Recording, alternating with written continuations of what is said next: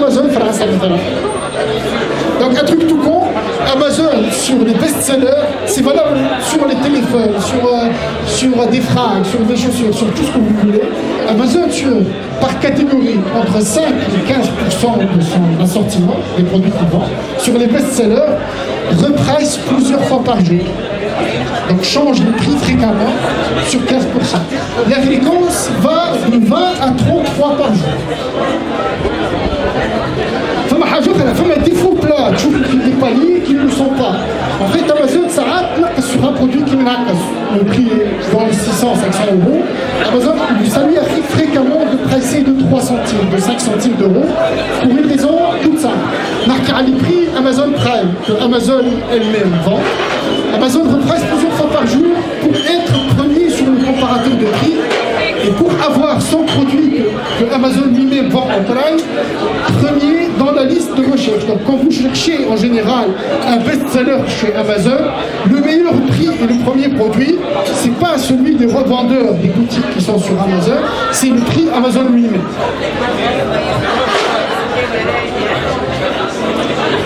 Ça, c'est une autre application Killer App.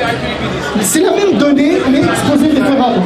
Donc, jusqu'à là, quand on fait des dashboards, des analytiques, ça, c'est un outil pour chef de rayon, en fait, pour un commercial, pour le mec qui gère un rayon de données. Donc, ça, c'est exprès, c'est que quelques produits. C'est en Espagne, c'est une dizaine de laptops, c'est plus de Et en fait, il y a un truc tout con, vous vendez 8 produits dans une sous-catégorie donnée. Ça, c'est vos 8 produits à vous, mais en vert, vous avez les produits où vous avez le meilleur prix sur le marché. Donc sur les vingtaines, la centaine de concurrents, les 200 ou les 500, quand c'est vert, vous avez le prix le plus bas. Donc vous êtes bien positionné si vous attaquez par les prix. Ça veut dire autre chose que vous pouvez augmenter vos prix. Tant que c'est vert, vous pouvez augmenter vos prix et augmenter vos prix. Donc ce que vous voyez là, c'est la valeur, c'est l'écart sur le prix le plus bas. Donc on lit moins 50 par exemple, ça veut dire que vous pouvez augmenter vos prix encore de 50 € sur ce produit, tout en restant le moins cher. Quand c'est rouge, vous êtes le plus cher sur le marché, vous avez intérêt à réajuster vos prix. Quand c'est gris, vous êtes entre deux eaux, vous êtes ni le plus cher ni le moins cher, et en fait on vous affiche le revendeur le moins cher et le revendeur le plus cher. Donc c'est à vous de jouer. Quand c'est blanc, c'est encore mieux. Quand c'est blanc, ça veut dire que vous êtes le seul à vendre le produit sur ce marché-là. Vous êtes en situation de monopole, vous faites ce que vous voulez. Donc vous imaginez que le matin, le chef de rien, il a une centaine de produits, il a 1000 produits, ou une dizaine de produits, il se pointe, il peut faire ça plusieurs fois par jour, il affiche l'écran, il peut filtrer, il regarde tous les verts, il augmente un peu les prix, il regarde tous les rouges, il baisse un peu les prix, et ça, au lieu de passer son temps à regarder la concurrence, à consulter ici, les analytics, il le fait sur un écran.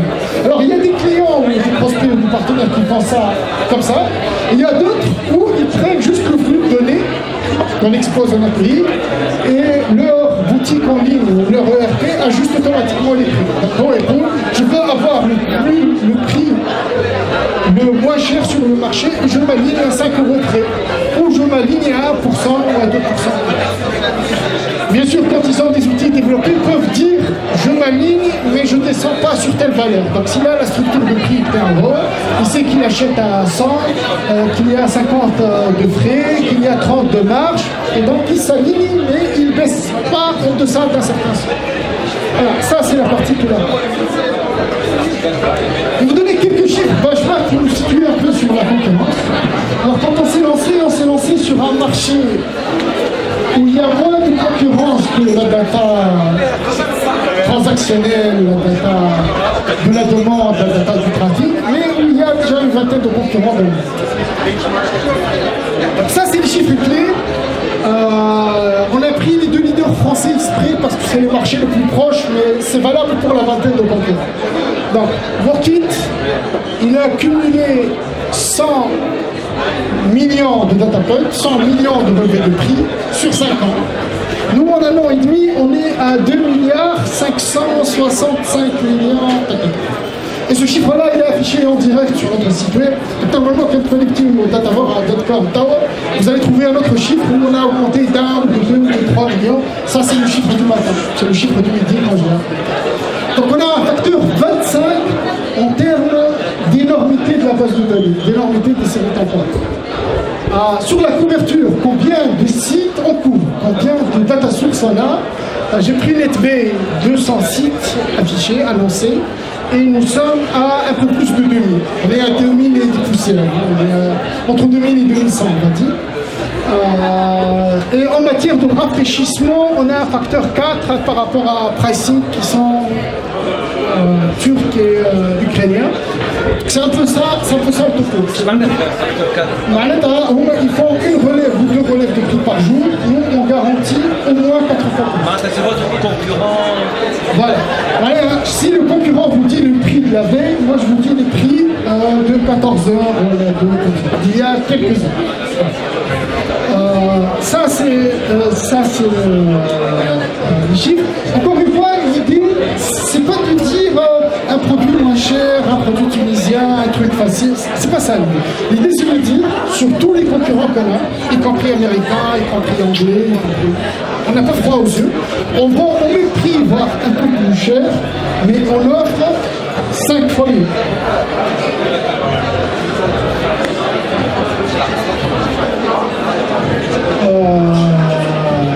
Voilà, on a déjà consolidé une base où il y a 2 milliards 500 millions de revenus. Pour que vous imaginez les trucs, on a plus que 200 sites qui font de l'AID, des téléphones, des laptops, en Europe. On a à peu près 400 qui font fashion, chaussures. Qu'est-ce qu'on peut citer comme exemple? On a un peu de cosmétique, on a dans la santé, c'est pas le choix. Mais en gros, quand on prend une catégorie, un marché, on n'a pas 100%, mais on a les 20 premiers, les 30 premiers sur une dizaine de pays. Donc ça veut dire, par exemple, pour téléphonie, ça fait 2 ans maintenant, depuis décembre 2015, où on relève les prix sur les champions des marchés, sur les top of the line, et on cumule les variations de prix plusieurs fois par jour. Vous comprenez que l'étape suivante, c'est de commencer à prédire ce qui va se passer avec l'historique. Voilà, aujourd'hui, on fait à peu près 8 millions de relevés de prix par jour. Vous aurez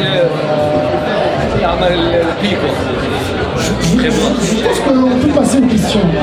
Le reste est moins intéressant. On a un truc sur le marché. Voilà. Nous, on est positionné sur les revendeurs d'abord et sur les marques ensuite. Les autres opérateurs du commerce, on les traite, mais ce n'est pas notre cible, c'est pas notre première cible. Et en termes de taille, il y a 200 000 sites actifs, 200 000 sites de commerce électronique en Europe. Il y a 1 million de 200 000 marques déposées en France. Ça ne veut pas dire que toutes sont des marques actives, mais toutes pourraient être nos clients vu notre tarif aussi. Hein. Mais ça donne une idée sur la taille du marché. Le e-commerce B2C qu'on adresse, c'est 2 700 milliards de dollars de chiffre d'affaires. 2,7 trillions de dollars de chiffre d'affaires. Il croit en 2 chiffres. Encore un autre chiffre, un top 1 million, sur le top 1 million pour Alexa, 1 million de sites premiers Alexa, qui vaut ce qu'il vaut. Il y a 11% de sites qui sont en commerce électronique. Donc il y a 110 000 sites qui vendent quelque chose en ligne. Le dernier fait un chiffre d'affaires supérieur à 2 millions d'euros, voilà, 2 milliards de dollars. Donc le dernier de ces 110 000 pourrait être mon client. D'accord?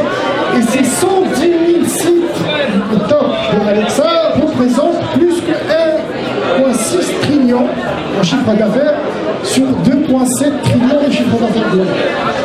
Donc mes clients potentiels peuvent être 2 tiers du marché. Voilà. Nous on cible à peu près 5-10% de ce marché. Une dernière idée, après je conclue vraiment. L'idée aussi, donc, c'est d'être champion en technologie. On ne peut pas avoir froid aux yeux, d'attaquer les grands comptes européens ou américains. Et l'autre idée, c'est de créer cette valeur ici. C'est de ne pas vendre du jour au de ne pas vendre la sous-traitance. Bien sûr, ça se défend, Mais nous, le modèle, c'est de créer un produit qu'on vend relativement cher et qui est d'une très bonne qualité et de capter la valeur ajoutée et l'efficace avec des cadres tunisiens qui battent les Européens. Alors, on peut faire ça, mais on n'a pas de mal à vendre des contrats à 50, 100 000 dollars par an, parce que le modèle, c'est du ça, c'est le revenu récurrent. On démarre depuis 1 an et demi, mais on n'a pas un gros problème à faire ça. Aujourd'hui, on est post-revenu. Aujourd'hui, on fait une deuxième levée de fonds avec des investisseurs qui font confiance dessus. Alors,